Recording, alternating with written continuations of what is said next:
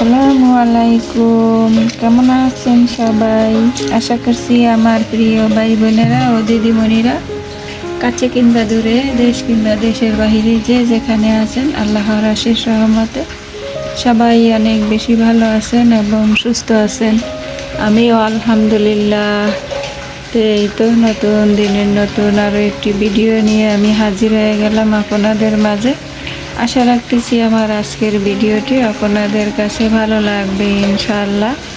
তো একেবারে একটানা কয়েকদিন যাবত তো একেবারে বৃষ্টি আর বৃষ্টি। তো এই তো এখন একটু থেমে গেছে, দেখা গেছে কিছুক্ষণ পরে আবার রুমঝুম করে শুরু হয়ে যাবে। তো এই অবস্থায় চলছে পুরো এক সপ্তাহ ধরে। তো সকালবেলা তড়িঘড়ি করে নাস্তা বানিয়েছি, রুটি বানিয়েছি, ডিম ভেজেছি আর গরম ভাত রান্না করেছি, সাথে তরকারিও একটা রান্না করেছি দুন্দুল দিয়ে, চিংড়ি মাছ দিয়ে। তো আজকে হচ্ছে আমার মেয়ের প্রথম পরীক্ষা, তো যে রান্নাটা একেবারে সহজে হয়ে যাবে সেটাই আমি সবার আগে করে রেখেছি, যাতে ও খেয়ে দেয়ে যেতে পারে আর কি। এমনিতেই ওর পরীক্ষা হলে শুরু হলে বা পরীক্ষার আগে থেকেই কয়েকদিন আগে থেকে ওর খাওয়া দাওয়া বন্ধ হয়ে যায়, একেবারে বইয়ের সাথে লেগে থাকে, এইরকম একটা অবস্থা, কিছুই খেতে চায় না। তারপরও রান্না করেছি, একটু হলেও খেয়ে গেলে একটু পেটটা ভরা থাকবে, দেখা যাবে লেখার সময় আর সমস্যা হবে না, যেহেতু একটানা 4 ঘন্টা পরীক্ষা।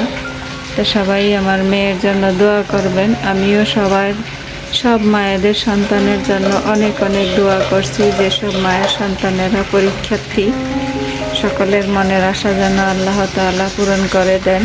আমি যেমন কষ্ট করি, আমি মনে করি আর 5টা মাও কিন্তু এভাবে সন্তানদেরকে নিয়ে কষ্ট করে, তাই না? আসলে সন্তান যতই বড় হোক না কেন, মায়ের কাছে কিন্তু ছোটই থেকে যায়।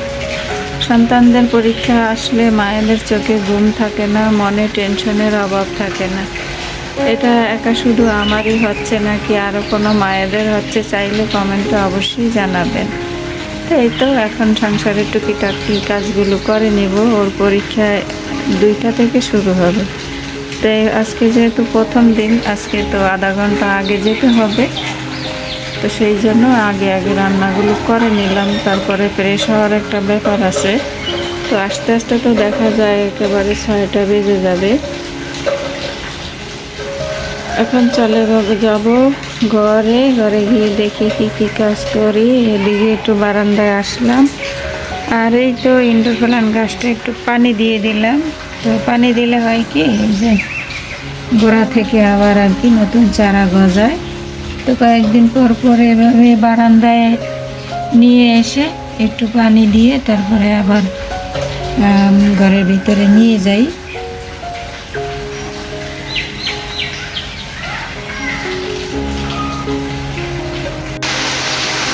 এই যে দেখুন কি পরিমাণে বৃষ্টি হচ্ছে, জানি না আমার এখানে গাছপালা তো সেই রকমভাবে ভিডিওতে বোঝা যায় কিনা। প্রচুর বৃষ্টি হচ্ছে। তো ওই যে বললাম না, আজকে এক সপ্তাহ ধরে এইভাবেই চলছে। দেখা গেছে মাঝে মাঝে এই 2-4-5 মিনিটের জন্য একটু থেমে যায়, একটু ঝিরিঝিরি পড়ে, আবার ঝুম বৃষ্টি পড়ে, এভাবেই কিন্তু চলছে। তো বাসায় তো আমি একা আছি, একদমই ভালো লাগে না আমার। তো আমি একবার বারান্দায় আসি, একবার ঘরের ভিতরে যাই, রুমের ভিতরে হাঁটাহাঁটি করি, ঘুম নাই চোখে, একদম টেনশনে আছি। মেয়েটা না আসা পর্যন্ত আমি কিন্তু এইরকম পায়চারি করতে থাকি। এটা আমার সব ছেলে মেয়েদের পরীক্ষার বেলায় আমার এই সমস্যাটা হয়। যতক্ষণ না ছেলে মেয়ে বাসায় এসে পৌঁছাবে বা পরীক্ষায় কীরকম কি দিল, ভালো কি মন্দ না শোনা পর্যন্ত আমার শান্তি নেই। তা আমি কিন্তু একটুও ঘুমাতে পারছি না, এত ঠান্ডা পড়ে, এত বৃষ্টি পড়ে। প্রতিবেশীরা সবাই কিন্তু কম বেশি ঘুমাচ্ছে, তো আমি একা একা এই তো ঘরের মধ্যে হাঁটাহাঁটি করছি, আর আমার আপুদের সাথে একটু একটু ভিডিও ক্লিপ শেয়ার করছি। সারাদিনে কিন্তু আমি আর কোনো কাজকর্ম করি নাই, টুকিটাকি কাজগুলো সেরে আমি আপুদের ভিডিও দেখতেছি। দেখেছি একদম সিরিয়ালে কি করব, তো এখনও দেখছি।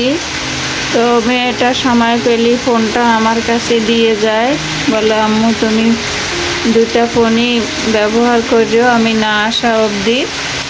তো আমি দুইটা ফোন দিয়ে অলরেডি আমার প্রিয় ভাই বোনের ভিডিও দেখছি, আর এই তো মাঝে মাঝে আমার প্রিয় ভাই বোনেদের সাথে একটু একটু ভিডিও ক্লিপ শেয়ার করছি।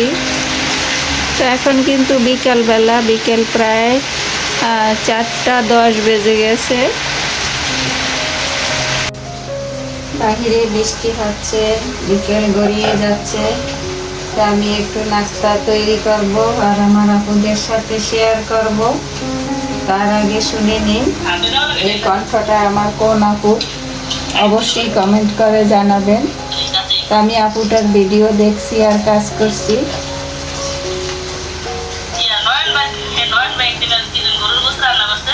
কিচ্ছু হাতে মাখে নাই, গরুগুলো দিছে উপরে পেঁয়াজ দিছে, হলুদ মরিচ তেল দিছে, হাতে কোনো লাড়াই দেয় আমার পাতিলাটা বহাই দেবো। ওরা কি বাইরে লাড়া দিলেন না, আর খাওয়া দিই তোমার খাইয়া দেখো কিছুই লাড়া লাগবে না, অনেক স্বাদ ছিল।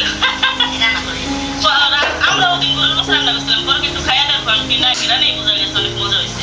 ওই যে ওই গোস, এই যে তোমাদের সাথে গোস কিনে আনছিলাম না, এই গোস এই যে গোস হাতে মাখানো।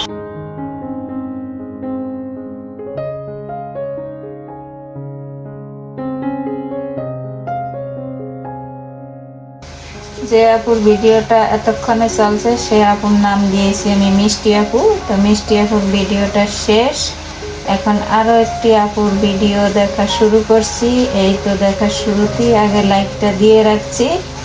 ভিডিওটি শেষ হলে তারপরে আমি ওনার কথার উপরে আমি একটা কমেন্ট করে দেব। তা আমি এইভাবে করি, ভিডিও দেখি, যখন বেশি ব্যস্ত থাকি তখন শুধু ইনশাল্লাহ বলে দিই। আমার মনে হয় যে ব্যক্তি ইনশাল্লাহ মাশাল্লাহ বলে সে কখনোই মিথ্যা বলে না। এটা আমার ক্ষেত্রে, আমার দিক থেকে আমি বলছি, জানি না কার দিক থেকে কীরকম। এই তো এখন ওনার ভিডিওটা চলতে থাকবো আর আমি আমার মতো করে কাজ করে যাব, পুরো ভিডিও জুড়ে থাকবো। তারপরে ওনার কথার উপরে আমি সুন্দর করে একটা কমেন্ট করে দেব, যেহেতু আমার হাতে এখন সময় আছে, কোনো প্যারা নেই। আর এই দিক দিয়ে আমি এই তো নাস্তার জন্য ডোটা তৈরি করে নিতেছি। তো আপনারা দেখতেই পেয়েছেন আমি এখানে দুটো ডিম ভেঙেছি, দুটো ডিম ভেঙে দিয়েছি। আর আমার স্বাদ অনুযায়ী মানে রুচি অনুযায়ী আমি একটু চিনি দিয়ে দিয়েছি। তো ডিম আর চিনি, অফ ক্যামেরা আমি লবণ দিয়ে দিয়েছি একটু স্বাদ মতো। তো ডিম আর চিনি কিন্তু আমি ভালো করে হ্যান্ড উইচের সাহায্যে ফেটিয়ে নিয়েছি। এখন আমি চায়ের কাপে 2 কাপ আটা দিয়ে দেব, 2টা ডিমের জন্য 2 কাপ আটা দেব। তা আসলে বৃষ্টির মধ্যে একটু মুসমুসে ধরনের নাস্তা পানি তৈরি করলে ছেলেমেয়েরা একটু খুশি থাকে, ভালো লাগে খেতে বৃষ্টির মধ্যে। তো যাই বাবা সেই কাজ। তো ছেলেটাও নেই, আর নিপা তো বেড়াইতে গেছে। তো নিপাদের বাড়িতেই কিন্তু আজকে ছেলেকে দাওয়াত করছে, তো ও সেখানে গেছে। আর মেয়ে তো পরীক্ষা দিতে গেছে, আর আমি এই তো বাসায় একা একা আমার আপুদের ভিডিও দেখছি। তো আমার সময় কাটছে। তো একা একা থাকলে কিন্তু দেখা যায় সময় কাটে না, তবুও এই তো ইউটিউব চ্যানেলে ঢুকে তো মাশাআল্লাহ মোটামুটি একা একা থাকলেও আমার সময়টা কখন যে কেটে যায় টের পাই না আপুদের ভিডিও দেখতে দেখতে। তো একদিক থেকে ভালো, আবার অন্য দিক থেকে একটু খারাপও লাগে একা একা থাকলে। একা একা থাকার অভ্যাস নেই আমার, আমি একা একা থাকতে পারি না। তাছাড়া মেয়ের জন্য টেনশন হচ্ছে যে পরীক্ষার কীরকম কি আসলো প্রশ্ন। এবার তো সব দিক থেকেই সব জায়গায় অনেক হার্ড। তো আল্লাহ ভালো জানে, যাক আল্লাহ ভরসা, আল্লাহর উপরে ভরসা রাখছি। আর মোটামুটি স্টুডেন্ট হিসাবেও আমার মেয়ে একেবারে খারাপ নয়, সেই দিক থেকেও আমার একটু আত্মবিশ্বাস বা ভরসা দুটোই আছে। এখন ও বাসায় আসলেই আমি বুঝতে পারবো কীরকম কি হয়েছে। এই তো আমি ডোটা দেখেছেন, ডিমের যে পানি, মানে ডিমের কি বলবো, দুটো ডিমের যে পানি হয়েছে সেই পানিতেই কিন্তু 2 কাপ আটা গোলা হয়ে গেছে, আমার এখানে বাড়তি পানির প্রয়োজন হয় না। তো এই ডোটা একটু শক্ত শক্ত হবে, তো কিছুক্ষণ রেস্টে রেখে দিলে আবার নরম হয়ে যাবে।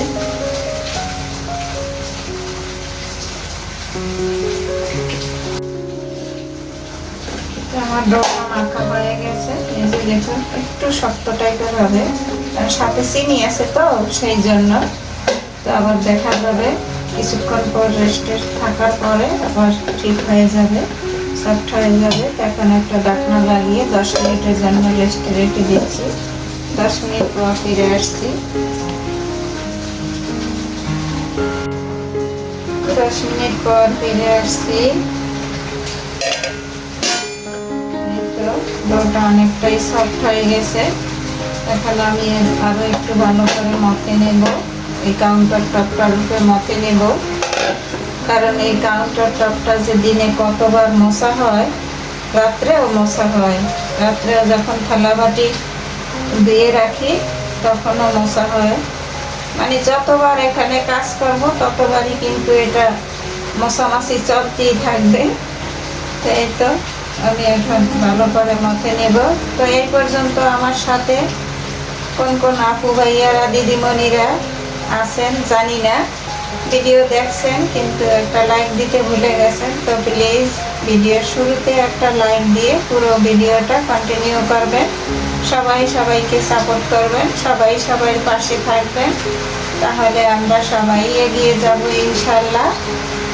এই তো 2-3 মিনিটের মতো মথে নিয়েছি, এখন আরো সফট হয়ে গেছে। এই যে দেখুন কতটা সফট হয়ে গেছে ডোটা। আর দেখতেই পেয়েছেন আমি কিন্তু 2টা ডিমের পানির ভিতরেই ডোটা করেছি, বাড়তি কিন্তু আমার পানি দিতে হয় নাই। তো চেষ্টা করবেন ডিমের পানি দিয়ে ডোটা তৈরি করার জন্য, এই আর কি, তাহলে খেতে ভালো হয়, নাস্তা রেসিপিটি ভালো হয় আর কি। এই তো মোটামুটি কাজ শেষ। এখন এই ডো থেকে আমি ছোট ছোট করে লেচি কেটে নেব, ছোট ছোট করে লেচি রুটির বলের মতো বল করে নেব আগে, তাহলে আমার কাজটা সহজ হয়ে যাবে, যেহেতু আমি একা হাতে করছি। এরকম করে বল করে নেব। 10 মিনিট পর ফিরে আসলাম। এই তো দেখুন ডোটা আরো সফট হয়ে গেছে। এখন আমি আরো 2-1 মিনিট ভালো করে মথে নেব। তো জানি না এই পর্যন্ত আমার সাথে দিদি ভাইরা, আপুমণিরা, ভাইয়ারা কে কে আছেন, ভিডিও দেখছেন কিন্তু একটা লাইক দিতে ভুলে গেছেন। তো প্লিজ ভিডিওর শুরুতে একটা লাইক দিয়ে পুরো ভিডিওটা দেখে নেবেন। সবাই সবাইকে সাপোর্ট করবেন, সবাই সবার পাশে থাকবেন, সবাই সবার জন্য দোয়া রাখবেন। সব সময় আমরা সব সময় যেন সবাই মিলেমিশে কাজ করতে পারি। এই তো ডো থেকে এখন এই তো ছোট ছোট করে লেচি কেটে নেব আমি অল্প অল্প করে। এই যে রুটির গোলার মতো ছোট ছোট করে রুটির গোলার মতো করে নেব, বল করে নেব, যেভাবে বল করে তারপরে আমি শেপ দেব।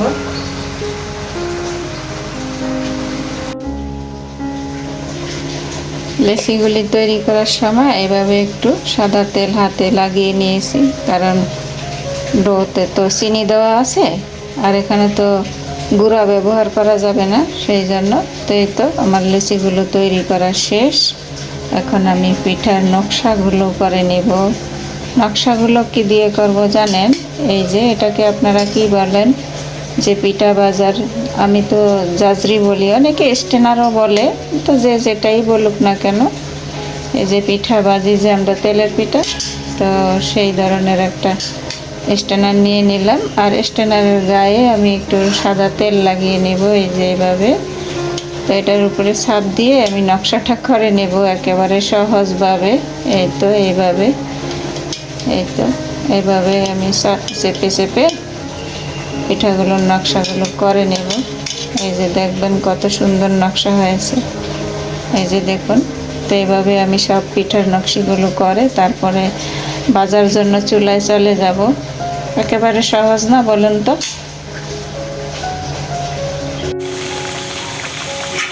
10 মিনিট পর ফিরে আসলাম। এই তো দেখুন ডোটা আরো সফট হয়ে গেছে। এখন আমি আরো 2-1 মিনিট ভালো করে মথে নেব। তো জানি না এই পর্যন্ত আমার সাথে দিদি ভাইরা, আপুমণিরা কে কে আছেন, ভিডিও দেখছেন কিন্তু একটা লাইক দিতে ভুলে গেছেন। তো প্লিজ ভিডিওর শুরুতে একটা লাইক দিয়ে পুরো ভিডিওটা দেখে নেবেন। সবাই সবাইকে সাপোর্ট করবেন, সবাই সবার পাশে থাকবেন, সবাই সবার জন্য দোয়া রাখবেন। সবাই সবার জন্য সবাই মিলেমিশে কাজ করতে পারি। এই তো ডো থেকে এখন এই তো ছোট ছোট করে চুলায় এসে অলরেডি পিঠা ভাজা বসিয়ে দিয়েছি, প্রথম স্টেপ দিয়ে দিয়েছি। এখন মিডিয়াম আছে পিঠাগুলো ভেজে নেব, উল্টিয়ে পাল্টিয়ে গোল্ডেন কালার করে। মাশাআল্লাহ, এই যে দেখুন পিঠা ফুলে উঠেছে।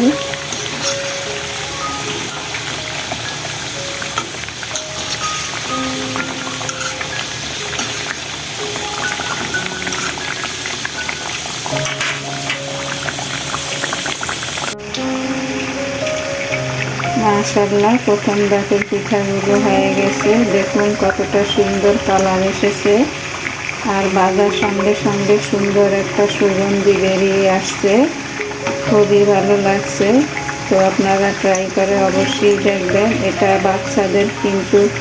বাচ্চাদের কি বড় ছোট সবারই পছন্দ, তবে বিশেষ করে বাচ্চারা বেশি পছন্দ করে। এটা বাচ্চাদের স্কুলের টিফিনেও দিতে পারেন, ট্রাই করে দেখবেন।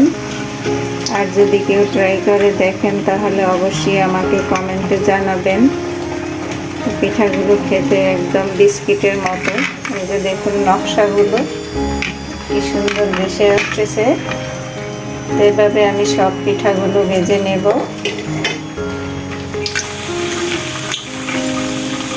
পিঠা ভাজা শেষ, এই তো শেষ পর্যায়ে, এটাই শেষ। তো পিঠাগুলো বেশ সুন্দরভাবে ভেজে নিয়েছি। মনটা ভালো লাগে পিঠা তৈরি করলে, যদি বানানো এবং ভাজা সব দিকে সমানভাবে হয় তাহলে ভালোই লাগে বানাতে ভাজতে।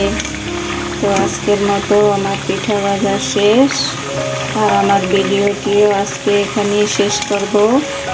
দেখা হবে নতুন কোনো ভিডিওর মাধ্যমে। সেই পর্যন্ত সবাই ভালো থাকবেন, সুস্থ থাকবেন, নিরাপদে থাকবেন। সবাই সবার জন্য দোয়া করবেন। আল্লাহ হাফেজ। আসসালামু আলাইকুম রাহমাতুল্লাহি ওয়া বারাকাতুহু।